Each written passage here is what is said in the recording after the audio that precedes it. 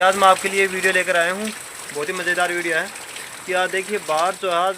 बरसात बहुत ज़्यादा हो रही है। तो ये मौसम भी बहुत बढ़िया आज बाहर का, यानी कि आज गर्मी भी नहीं है, बाहर मंदी मंदी हवा भी चल रही है। मतलब ये है कि बहुत ही सुहावना मौसम है अभी। लेकिन भाई ये जो मौसम है ये मुर्गों के लिए सही नहीं है,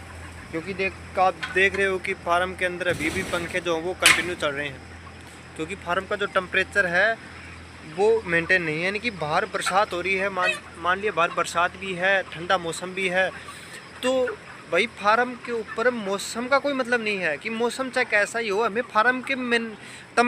फार्म का टेम्परेचर से मतलब है कि फार्म का जो टेम्परेचर है वो मेंटेन होना चाहिए, चाहे किसी भी तरह से हो। चाहे हम पंखे ऑन करके कर रहे हो या फिर जो पर्दे हैं उनको उतार कर हम टेम्परेचर कंट्रोल कर रहे हैं, वो किसी हिसाब से आप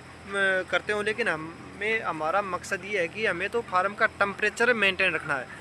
कि टेम्परेचर यदि फार्म का मेंटेन रहेगा तो फार्म के अंदर जो बच्चे भी स्वस्थ रहेंगे और फार्म का जो प्रॉफिट है वो भी अच्छा होगा। और यदि फार्म का प्रॉफिट ही अच्छा होगा तो उससे ज़्यादा हमें यार और क्या चाहिए कि फार्म के अंदर बच्चे भी अच्छी तरह से दाना पानी कर रहे हैं, सब कुछ सही चल रहा है, तो बहुत वही काम हमें रखना है कि फार्म के अंदर बच्चे जो हैं वो एक साथ ग्रोथ करते रहें। यदि अपन फार्म के अंदर पंखे नहीं चलाएंगे तो फार्म के अंदर जो अभी उमस बन रही है तो वो उमस बनेगी और बच्चे जो वो स्टॉक में आ जाएंगे, यानी कि गर्मी के अंदर आ जाएंगे और उनके अंदर मोटिलिटियाँ होना शुरू हो जाएंगी। तो इसलिए ज़रूरी है कि फार्म का जो टेम्परेचर मेंटेन रखना ज़रूरी है। अभी कुछ लोग ये कहते हैं कि भाई फार्म में तो क्या है कि बाहर का टेम्परेचर बढ़िया तो फार्म का अंदर का टेम्परेचर भी बढ़िया रहेगा, क्योंकि बाहर तो हवा चल रही है। तो बाहर तो हवा चल रही है, लेकिन अभी जो बच्चा है ये आज 35 दिन का हो गया है, तो 35 दिन के बच्चों के अंदर आप देख रहे हैं खाद, ये जो इनके अंदर ये खाद भी बहुत ज़्यादा हो गई है, जिससे खाद में भी हीट बन रही है और साथ ही जो मुर्गा होता है उसके अंदर गर्मी बहुत ज़्यादा होती है, तो उसके कारण फार्म के अंदर हीट बनेगी और बच्चा जो है उसको, ये आप देख रहे हैं जैसे कि यहाँ पर ये दीवारें हैं, तो दीवार तो बहुत ज़्यादा ऊंची रहेगी और जो मुर्गों को सीधी हवा नहीं लगेगी, और यदि मुर्गों को ये हवा नहीं लगेगी तो मुर्गों का टेम्परेचर भी कैसे मेंटेन रहेगा। ये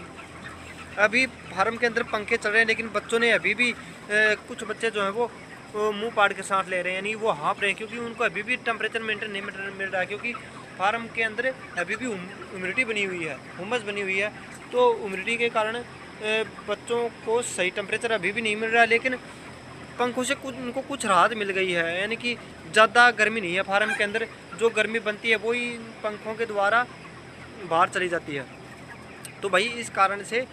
फार्म का जो टेम्परेचर है वो मेंटेन रखना बहुत ज़रूरी है। कि अभी बाहर बरसात हो रही है, लेकिन हमें तो फार्म का टेम्परेचर मेंटेन रखने से मतलब है ना, चाहे बाहर चाहे बरसात हो, चाहे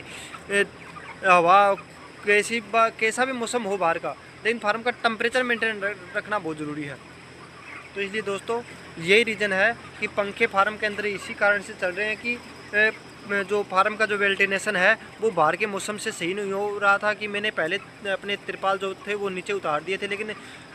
बच्चा जो वो ज़ोर ज़ोर से हाँफने लगा था, तो उस टाइम पे मैंने तिरपाल वापस ऊपर चढ़ा दी और जो फैन सिस्टम था वो ऑन कर दिया। तो भाई यही रीज़न है कि बच्चों को ये हवा नहीं लग पाती है, क्योंकि ये दीवारें हैं, दीवारों के कारण बच्चों को हवा नहीं लग रही है और इसी कारण फार्म के अंदर पंखे चल रहे हैं। तो भाई आप भी यदि इस मौसम में यदि आप अपने फार्म के पंखे बंद कर रहे हो और बच्चा अंदर से मुंह पाड़ने लगे, तो भाई फार्म के अंदर पंखे ज़रूर चलाओ। यदि नहीं चलाओगे तो फार्म के अंदर स्टॉक से मोटिलिटियाँ होने लग जाएंगी और बच्चा भी दाना पानी छोड़ देगा।